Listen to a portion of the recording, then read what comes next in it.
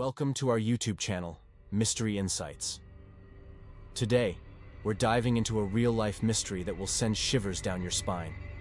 In the Northwest, we're getting a more detailed look at that bunker in a remote area of Washington. A man wanted for killing his family killed himself in that bunker on Friday. It's the story of Peter Keller, a man who disappeared into the wild, leaving behind a trail of questions and fear. Join us today as we uncover the unsettling events that unfolded. Tonight, we go inside the mountainside bunker of an accused killer. Police say Peter Keller worked on this elaborate hideout for years. They believe he went there to hide after murdering his wife and daughter in their North Bend home. Peter was a man of mystery, living all alone in the mountains. People thought he was odd, always keeping to himself. But what they didn't know was the darkness hiding in his heart. On April 22, 2012, several residents living in a quiet neighborhood located in North Bend, Washington, called 911 after seeing flames coming out of the window of a neighboring home. Thankfully, firefighters arrived on the scene and were able to put out the fire quickly. But when they took a closer look at the remnants of the house, they would make a gruesome discovery: two bodies, untouched by the fire, but both shot in the head. They belonged to 41-year-old Lynette Keller and her 19-year-old daughter, Ken. Missing from the residence was the patriarch of the house, 41-year-old Peter Keller. Investigators weren't immediately sure if he was missing or if he was in danger, but things became much clearer when they discovered a hard drive in the house containing hours of Peter's vlog footage. What was featured in these videos would shock even the most seasoned of investigators. At this point, I don't know what's going to happen. I may get caught right away. Basically, if I get caught, I'm just going to shoot myself. So, I mean, I could basically be dead in 2 weeks or 3 weeks. I don't know. It's all up to chance at this point. So, I don't think anyone knows where I'm at. But if they put it together... Launching a SWAT search for an underground bunker, police believed it was connected to Peter and the fire. Today we're talking about a husband and a father who lived a double life as a devoted family man while plotting to annihilate his family and live out the remainder of his life in an underground bunker. So let's jump right in. If you've been listening to Mystery Insights for any length of time, you know that our episodes typically focus solely on the victims. We will absolutely be honoring the victims here too, as we always do. But for this particular story, we think it's equally important that we talk about perpetrators like Peter Keller, who outwardly appear to be nothing less than doting husbands and fathers, yet they lead a double life that inwardly has them planning to kill those closest to them. All murders are terrible, but the idea of being able to kill your spouse and your own child is particularly heinous. So we're going to be taking a closer look at who Peter Keller was before he became a family annihilator. Peter Keller was born on February 5th, 1967. From an early age, it was clear to those who knew him that Peter was a huge introvert. Growing up in Oregon, he was quiet and enjoyed spending much of his time alone. In high school, that would all change when he met Lynette. According to a video that Lynette would post to social media, the first time that they met in school, she wasn't all that interested in him, but she completely changed her mind the second time they met. And from that day forward, they were basically inseparable. They became best friends, which quickly grew into a romance. Lynette was born in Pomona, California, and she just so happened to be a twin. She had a twin brother. She moved to Oregon from Laguna Hills when she was young, and she attended Aloha High School in Beaverton, Oregon. Lynette was smitten with Peter, but maybe not as much as he was with her just 3 months after they began dating. Peter started to talk to Lynette about marriage.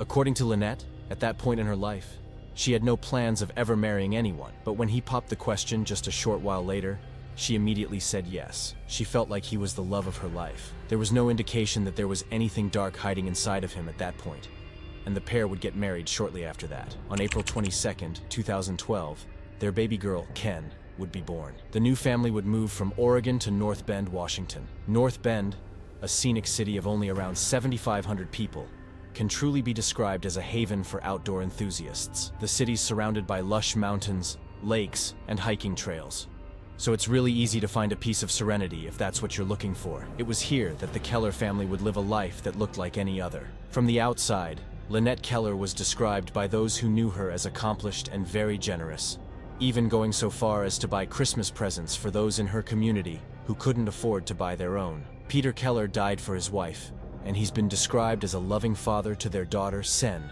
the beautiful and vibrant Sen. She finished high school and registered to be a student at her local community college. Her dream was to one day become a successful video game designer. and she was in the process of doing everything that she needed to do to make that happen. She had a boyfriend named Carson, whom she deeply adored. Things were going really well in her life while they were living in Washington.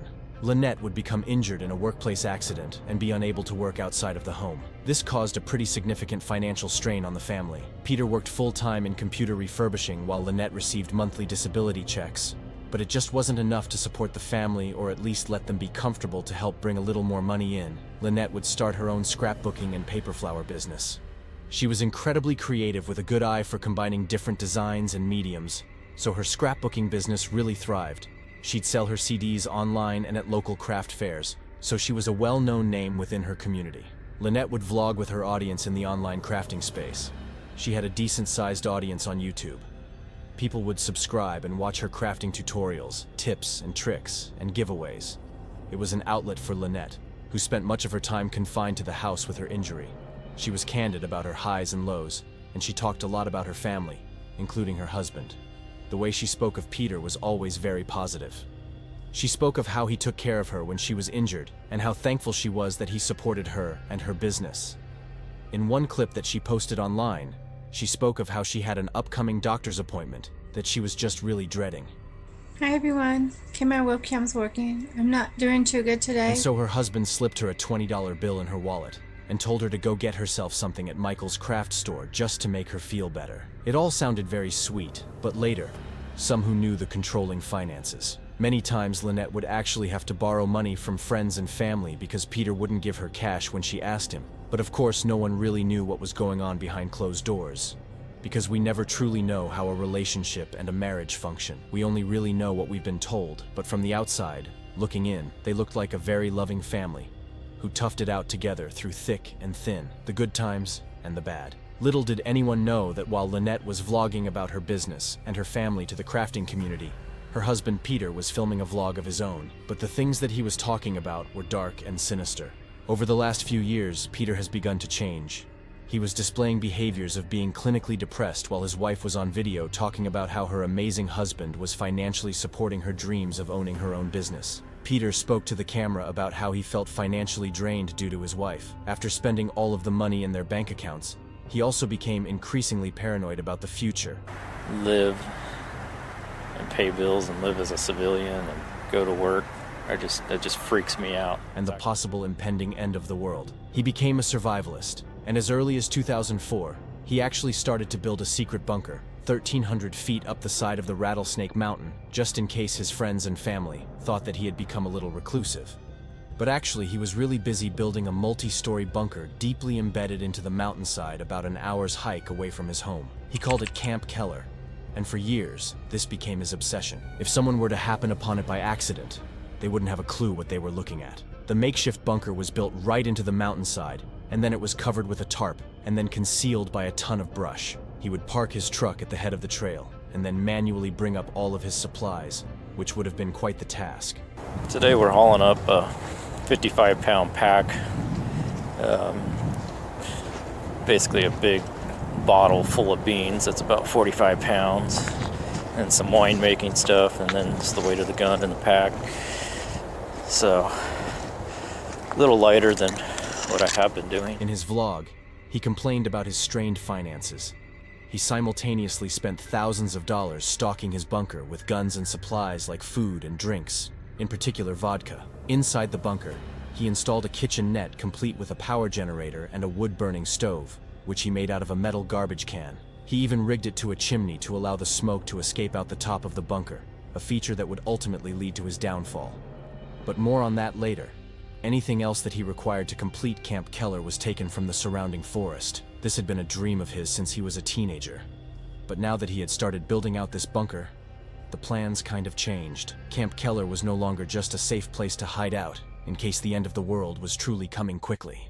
It was a place where Peter had decided he'd live until the end of his days, no matter how limited they were. And his wife and daughter were just not included in this plan now. I have no idea where either of them thought that Peter was spending his time, but they certainly didn't know his intentions. I have no idea if they knew about this camp or if they didn't, but they obviously didn't know what he was planning. All would be revealed on April 22nd, 2012. It was a quiet day in the neighborhood where the Kellers lived. But that peace was interrupted when their neighbors heard an explosion and saw flames coming out of the windows of the Keller home. Thankfully, 911 was called, and the fire department arrived on the scene quickly because this situation could have ended up even more devastating. Firefighters battled the flames and were able to put them out without incident. It quickly became apparent that this was an act of arson. Whoever had set the fire intended for the damage to be extensive. Investigators would discover the remains of a red gas can melted on the kitchen stove. It appeared to have been heated on the stove until it caused an explosion. They also found a homemade explosive device as well as boxes of ammunition that just appeared to be left behind to cause another explosion. The question was, what just appeared to be left behind to cause another explosion? What was this fire intended to hide? Investigators would get their answer soon, and it was shocking in a part of the home that had been untouched by the fire. They would find two bodies. It was Peter's wife, Lynette, and his teenage daughter, Ken, both shot in the head, and beside them lay their dog, who had also been killed. There was no sign of Peter Keller in the home, and at first the police didn't know if he was in danger or if he was on the run. Then they found a hard drive that contained hours upon hours of Peter vlogs. When they watched the tapes, it became clear that Peter was the one behind the fire, and he was likely now in hiding. They watched the recordings of Peter building his mountainside bunker while he spoke of how sick he was of his life. He was sick of his job, sick of being broke, and sick of participating in society. He planned to live out the rest of his days in his bunker alone, without his wife and daughter, or to be killed there. There was no other way out. According to Peter, a warrant was issued for his arrest, relating to 2 counts of first-degree murder and 1 count of first-degree arson. The police knew that they had to find him quickly before anyone else got hurt. Peter was known to have a sizable gun collection, all of which appeared to be missing from the family home. His bank records also showed that he withdrew all of the money from their account, about $6,200 in cash. His red Toyota pickup truck and his mountain bike were both missing, and wherever he was headed, he wasn't planning on being found. Investigators speak to Peter's co-workers, who say that he had actually gone to work that day, but he left a little bit early before he headed out. He arranged to take some time off from work, and he told them that he might not be back next week or ever. According to court papers quoted, they said he had a fascination with trains and guns, a survivalist mentality, and a distaste for authority. They said he would likely fight if confronted by police, and they said he spent most of his free time in the woods. The police also interviewed family and friends, including Ken's boyfriend and Lynette's twin brother. Everyone was completely shocked by their experience. Peter was nothing but a doting husband and father who completely spoiled his teenage daughter. Lynette's brother described Peter's relationship with his daughter as loving. He said, "We'd go there for holidays, and it was like every father-daughter relationship. She'd look at her father and say, 'Daddy, can I have this?' And he'd say, 'Sure.' Though he spent a lot of time out in the woods by himself, he was also very present in the home. There weren't any red flags or really any indication that he might do something like this, because Peter had taken extensive video and tons of photos of his bunker and the surrounding area. Investigators were able to piece together a possible radius where the bunker might be. They had 2 police trackers disguised as hikers walk through the trails near where they thought it could be located. But no luck. They couldn't find anything, so they deployed an aerial search, and in the end, it was his makeshift chimney that would give him away, as they were able to see smoke coming out of his bunker. A SWAT team was deployed to move in on the bunker, but they had to be careful. They would really only get 1 shot at this, and at this point, they didn't know who was inside or what their intention might be. It wouldn't have been safe to just barge through the bunker door with no idea what stood on the other side, so they decided to smoke them out. SWAT surrounded the bunker and tossed a gas canister inside, hoping that if Peter was in there, he'd be smoked out. They throw it in, wait 10 minutes, and no one comes out. They decide to try again, and they throw another gas canister into the bunker. But again, no one comes out. At this point, the standoff between Peter and the SWAT team has been going on for nearly 24 hours, and the team's getting exhausted. So this time, they throw a grenade into the rooftop of the bunker, and they yell for Peter or whoever is inside to come out with their hands up. This is when they hear a pop, which sounds like a gunshot. Peter had shot himself with a pistol. Peter had ended his life just like he said he would in the videos inside the bunker. The authorities were in awe of how complex this bunker was. They discovered that Peter had utilized a system with pulleys and ropes to help him pull up these large pieces of logs and equipment. Because he had built this hideaway completely on his own, without any other help, it was a multi-level structure that had everything that you need to survive for a great length of time. Tons of food, alcohol, pop soda, and a massive stash of weapons, ammunition, bulletproof vests, and cash. There was also a radio and a police scanner. So Peter was tracking his own manhunt all along. This was a crime that truly shook authorities, the community, and those who were close to the Keller family. Everyone knew that Peter was outdoorsy and had recently turned into a survivalist over the years. But many people enjoy stocking up on supplies, planning, and building makeshift camps in the woods. He could have simply quit his job and lived out the rest of his days in this bunker that he built. But why did he kill his wife and his daughter? The two people who he always went out of his way to love and support. What causes an individual to go from wanting to remove themselves from society to wanting to kill the entire family in all of his hours of video recordings? Peter Keller never said why he decided to kill his wife and his daughter. And so for now, we don't have any answers as to what makes a loving husband and father become a family annihilator. The story of Peter Keller serves as a stark reminder of the dangers of isolation and extremism. It is a cautionary tale of a man consumed by his own fears and insecurities, driven to desperate measures by his own inner demons. But it is also a story of hope, a reminder that even in our darkest moments, there is light to be found. Let us not forget the lessons of Peter Keller's tragic saga, but instead, let us use them as a catalyst for change. Let us reach out to those in need, lend a helping hand to those who are struggling, and never underestimate the power of compassion and understanding. Thank you for joining us on this journey into the wilderness. If you found this story compelling, don't forget to like, comment, and subscribe for more content. And if you or someone you know is struggling, please don't hesitate to reach out for help. You are not alone.